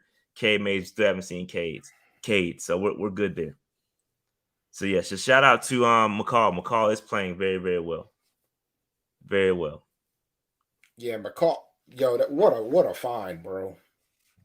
And I guess I got to give Rube credit for that. Yeah, for real, because I got to give Rube credit. That was a good find. I got to give Rube credit for that. And technically, we got to give Rube credit for fixing the offensive line too. We do. He just couldn't coach him. But yeah, we do. I got to be consistent. Since we're handing out credit, we got to make sure we do that. That's fair. We got to be consistent. We haven't heard anything about Corral. Somebody said that he was still in using a cane or whatever at the spaces, but now we'll see. It's gonna be a while. But this is what I expected for Brandon Smith. I told y'all when we drafted him that he's raw and he's gonna need some time. And this is exactly what's happening. He did have a good ass play. He was the one that came out of nowhere and smacked that dude. That was him. So now he's doing his thing on special teams. So can't be mad at him for that. Yep. All right. Let's move on. NFC South rankings. So Dave talked about it earlier. If the Bucs lose on Thursday and we beat the Falcons, we will be at the top of the division, which is completely nuts. Completely nuts. I think that's both of those are could happen. I think we're playing well. I think we could have a 4-way tie for first place next week, and we'll be atop of it at 3-5. That is insane. If the Saints win, that's correct. That's true. Yep. That's true. Who the Saints got? I don't know. Let me find out. They're struggling right now. I'm looking at the homecoming schedule. Raiders. That's a winnable game. That's winnable. Game. That's crazy. And it's in New Orleans. So that's a winnable game. Man, 3-way tie at 3-5, bro. That's wild.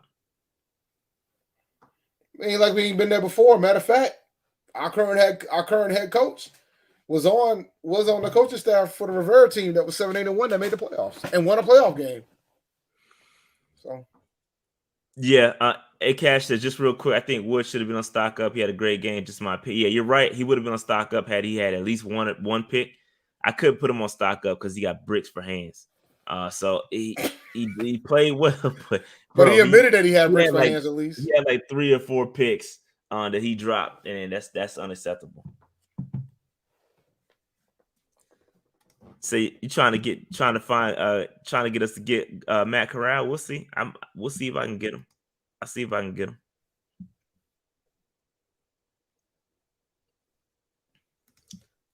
Atlanta does not scare me. Who's on their squad? Yeah, I mean they got Mariota, man. You can argue that Arthur Smith might be the best coach in the division. That's a strong argument, unless Wilks. I mean, you can argue it because I don't know what to think about Todd Bowles at this rate, bro. I have no idea what to think about Todd Bowles as a head coach. Other than the Jets might have been right, but I don't want to submit to the fact that the Jets being right. But the Jets are actually winning too, man. They're out here getting their running backs and lost Breece Hall for the season and traded for James Robinson. So, But now, next man. Year. Maybe later in the season, depending on how things go. Year. Or if we get out of the playoff race, you might see him late just to kind of get some evaluation mode. We'll see. But yeah, the reason why we'll be first place, guys, we'll be 3-0 in the division. If like you end up in a 4-way tie for 3-5, we'll be 3-0 in the division. Yep. Poor Saints. We'll own all the tiebreakers because we will have beaten everybody. So here's a draft order. Again, we're picking third for all you tank folks. This is for you. It could, like, if we win next week, we're gonna drop out the top 10 most likely. It obviously depends what else happens, but it's a good chance we drop out the top 10. Yeah. I'm looking at these 9 teams. How many of these teams right now would draft a quarterback? Because I'm gonna be honest, bro. I don't think Houston's gonna take a quarterback. Detroit, why not? They love Davis Mills in Houston, bro. Man, they love him. That record don't love him. I didn't say the record loves him. I'm just telling you that they love him and they want to give him more time. I don't think they'll draft one this year. I think they will. Not that early. I think they will. Not if Will Anderson's sitting there. That's what they need to fix. Same goes, and we know and the same goes for Detroit. They could draft a quarterback, but Goff's been playing fine this year. But if you want to keep it a buck, so and then like the Saints ain't gonna have a pick that's gonna go to Philadelphia. They're not gonna draft a quarterback. Seattle, depending on if Geno keeps balling, they probably won't draft a quarterback. Jacksonville's not gonna draft a quarterback. So a lot of these folks up here ain't really looking at quarterback right now. Why Seattle won't draft a quarterback? Huh? Why Seattle won't draft a quarterback? Because if Geno keeps playing the way he's playing, they don't need to. You think these teams are not going to upgrade and just be stagnant, and when they have an opportunity to grab a top quarterback? I think if the organization likes the guy that they have, then no, they're not going to draft a quarterback. I don't.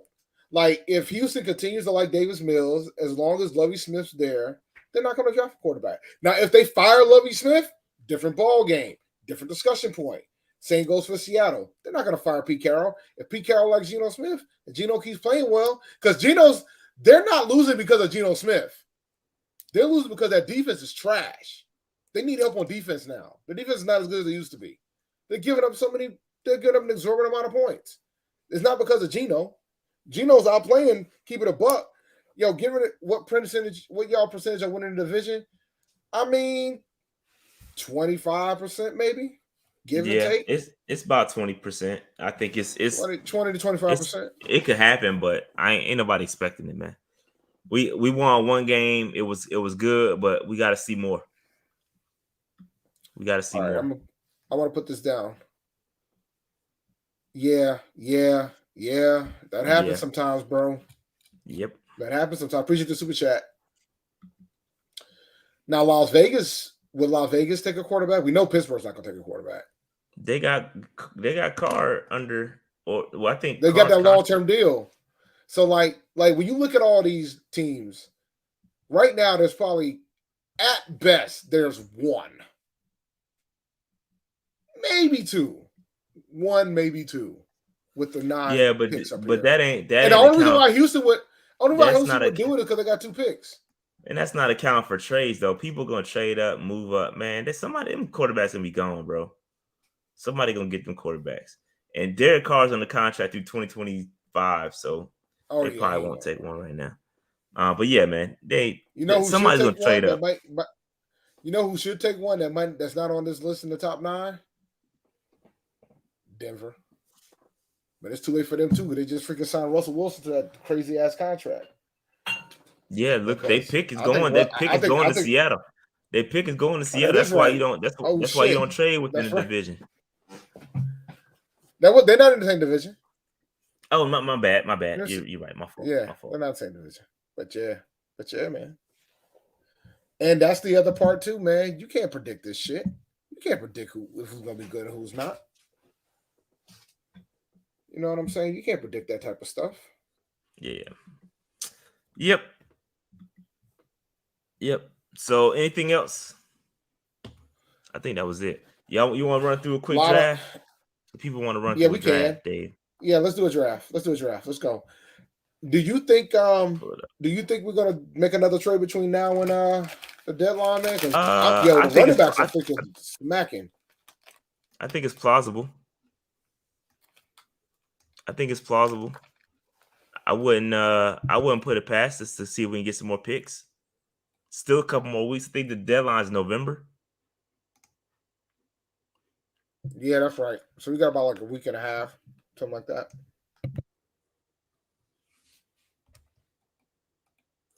All right, here we go.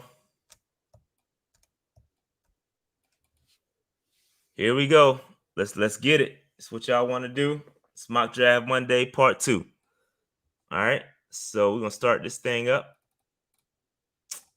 I be hating the mock draft database trades are trash, bro. Trading back all the way to the end of the man, ain't nobody taking this. Who went? I can't even see who went.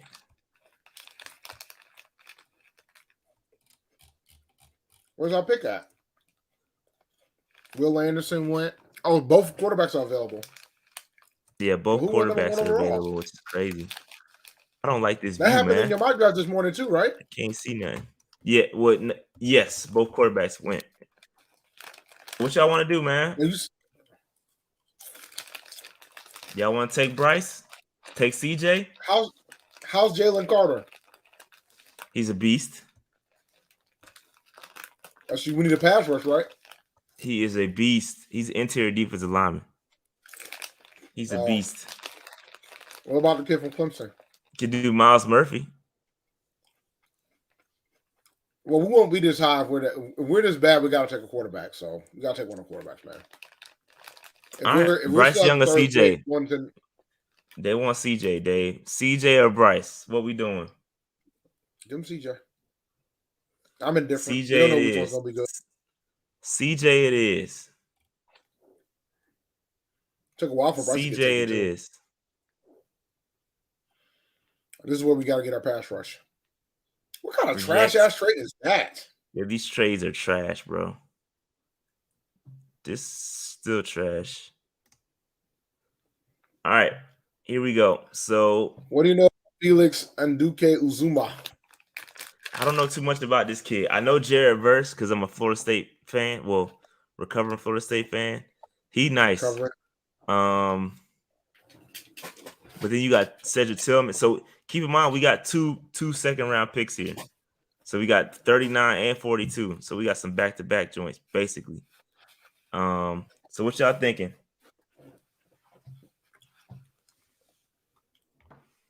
Felix? I think we should take Felix. We just talked about Gross Matos. Unless there's a linebacker we're taking at this spot. Which we probably could just get that with the next pace. So Felix is 6'4". Go ahead. No, go ahead. You good. You're 6'4". How much? How much you weigh? Hold on. 256, I think. I'm just checking a couple of places to see where they got him ranked.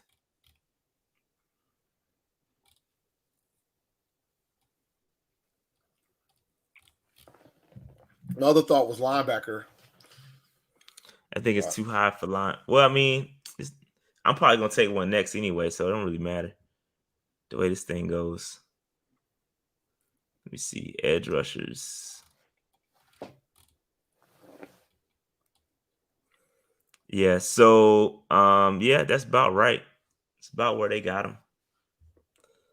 So, what y'all thinking?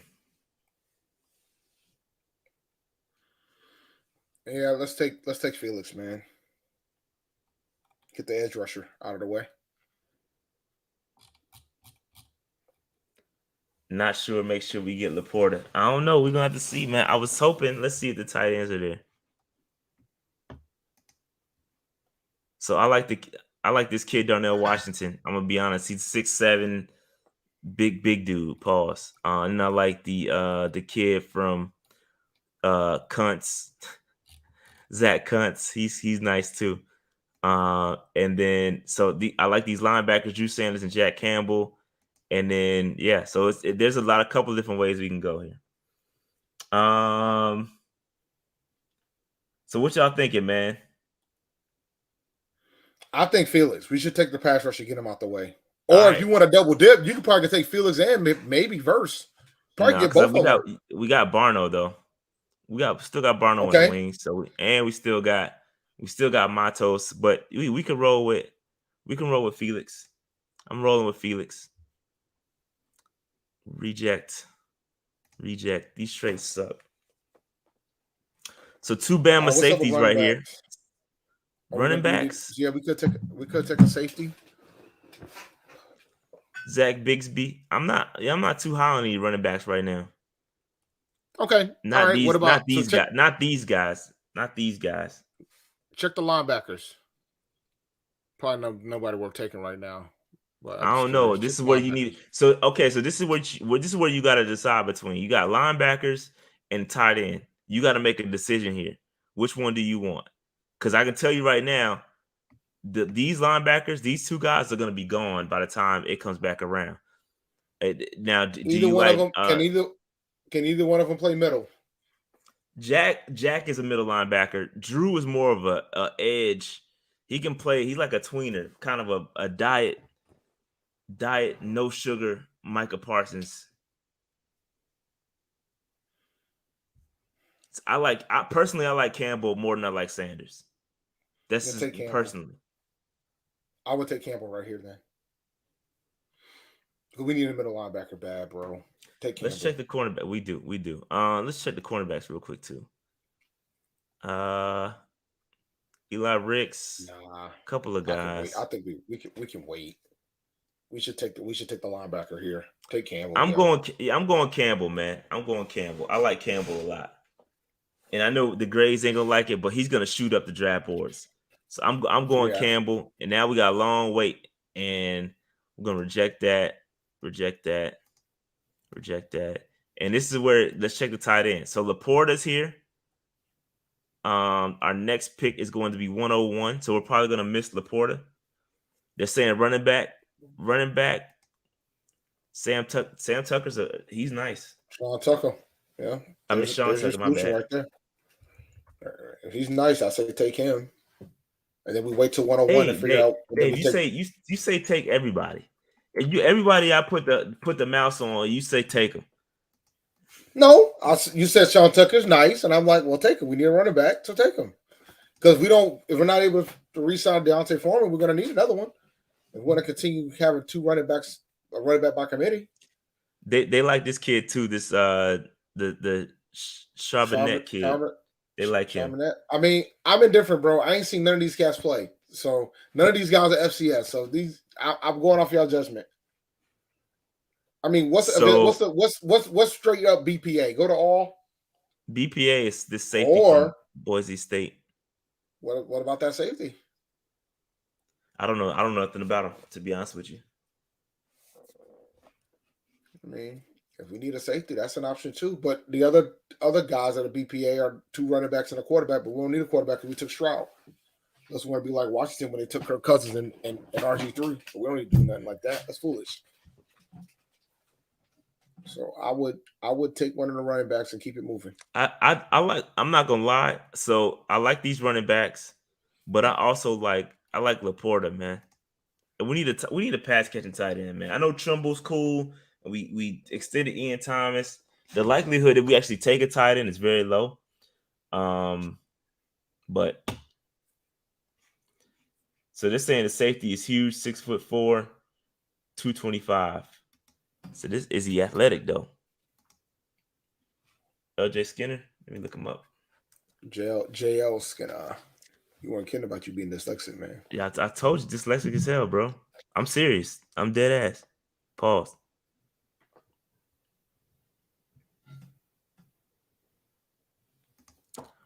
Let's see here.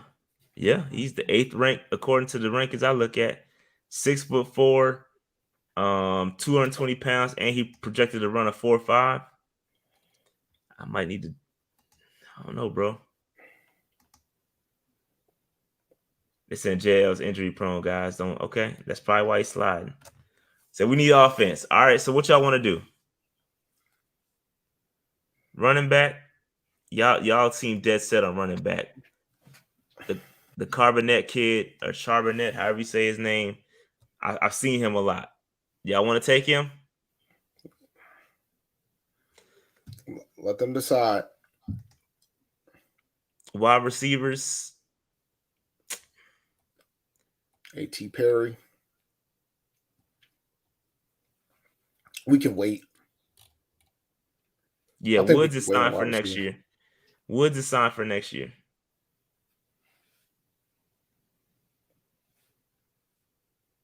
Yeah, I would take. Let's just take the running back and keep it moving, and figure out and then take BPA for 101. All right, we'll take the running back.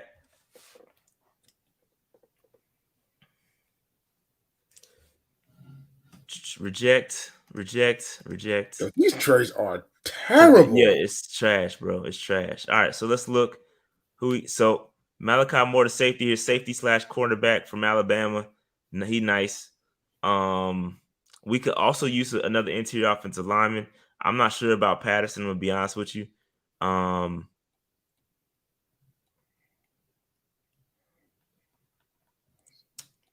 So yeah, offensive line depth is probably where I'm gonna look here, or cornerback. Laporta's still here. Do we take Laporta since he's still here? Next pick is 109. I think we could take Laporta and still, yeah, I'm gonna take Laporta, and then I'm gonna take probably offensive lineman here.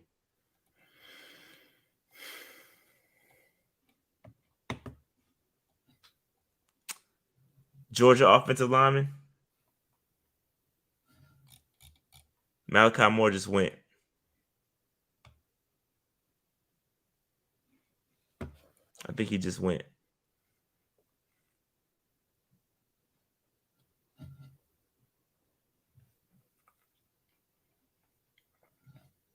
Where we at here? I don't know about the I'm not too sure about the Demons kid.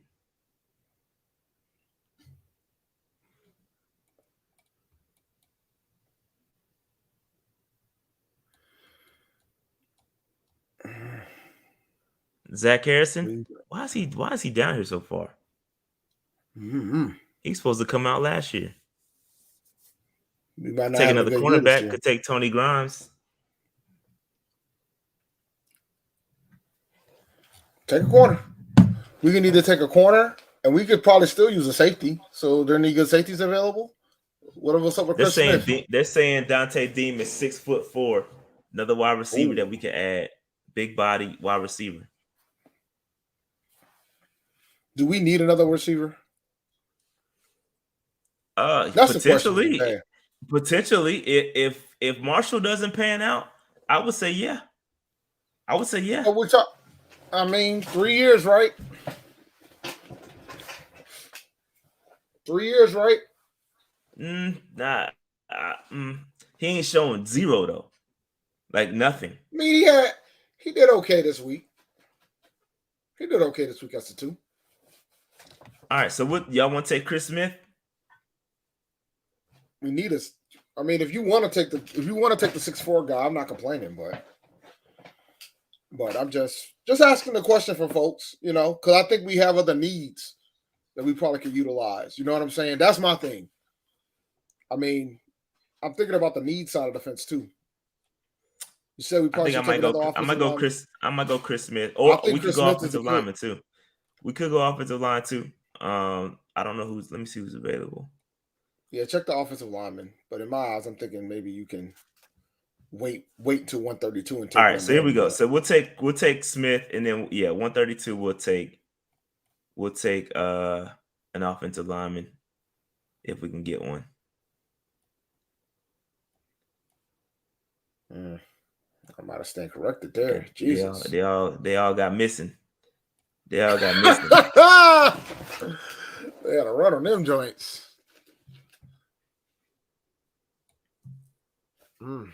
Well, my bad, guys.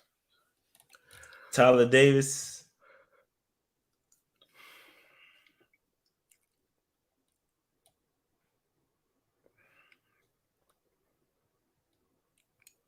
$132 is what, the 5th round or the 6th round? I think the 5th. What if we take? Man, we could take a hometown. We never drafted a Clemson kid. Interior defensive lineman. We don't know what's going to happen with Ioannidis, right? Ioannidis. But are there better options than him? If we're going to take a defensive lineman, is there somebody better ahead of him? I don't give a damn about taking a hometown kid if Nah, there's I somebody better mean, available. yeah, I mean, it's this one kid. Is Mozzie Smith better than Tyler Davis? I don't know. So I everybody, don't know I'm the answer seeing to that Mozzie in question. here. I'm seeing Mozzie. I'm seeing some Mozzies in the chat. Somebody's. What about Dory's? That's too far. All right, we'll take Mozzie. Everybody's saying All right, take Mozzie it Mozzie. is. And then we got one more pick left. We got a minute though. Uh-oh. Ricky Stromberg. I take it. I ain't no debate. We'll take that. Mm-hmm. Yes, PJ starting next week.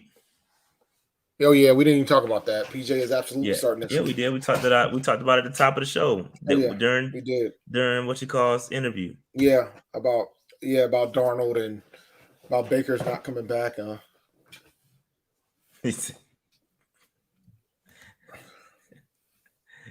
I'm all about the trenches, bro. You ain't gotta tell me.